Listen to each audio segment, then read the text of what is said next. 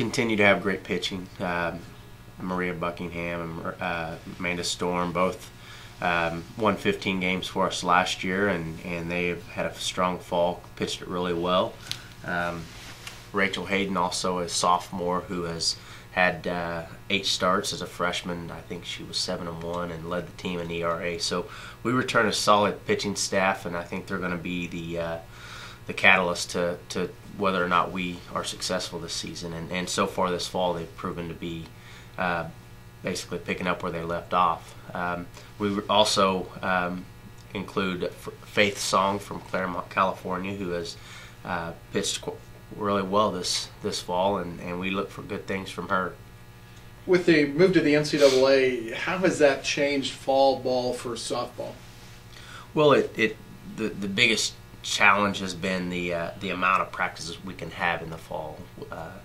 Over the course of 45 days, we can practice 24 times, and we can sprinkle in some group workout, but it really hasn't allowed us to get into the routine that we've had in the past. And with 9 new girls, I think that's been our biggest challenge, is getting used to each other, getting into the routine,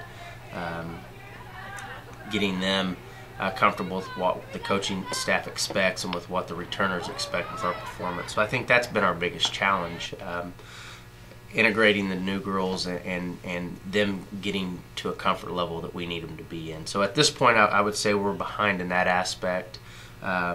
We've scrimmaged each other. We've inter-squatted a lot more this year than we ever have, but I think that is necessary for them to really understand the game that we want to play. And so if we've put anything of our priorities kind of in the back burner, it's been our drill work, and I don't like that. But that's what the winter's for. We'll start getting them in groups and getting better at what we expect, the fine details that we expect out of them. Will you guys continue to work through the winter? Does it have to be small groups? Sure, yeah, it does. And really, our focus really turns to strength and conditioning.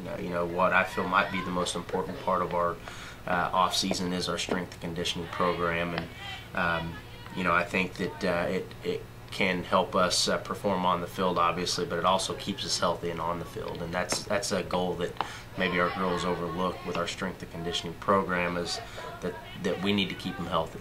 And as if they've got good core and have worked hard in the off season in the weight room, then they're going to most likely be able to stay healthy. When the spring rolls around and you start playing, what's the structure of the GLVC going to be like? Well, it's definitely poses challenge. It's exciting to be a part of a new conference, and we do have divisions in softball, which makes it a little better for our travel.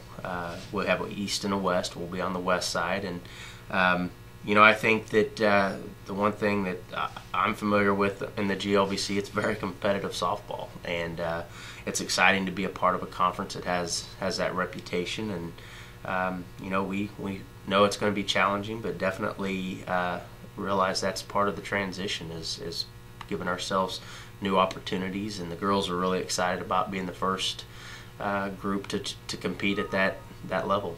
2 divisions in the GLVC for softball? That's correct, yeah. And do we have an opportunity to play in the GLVC postseason?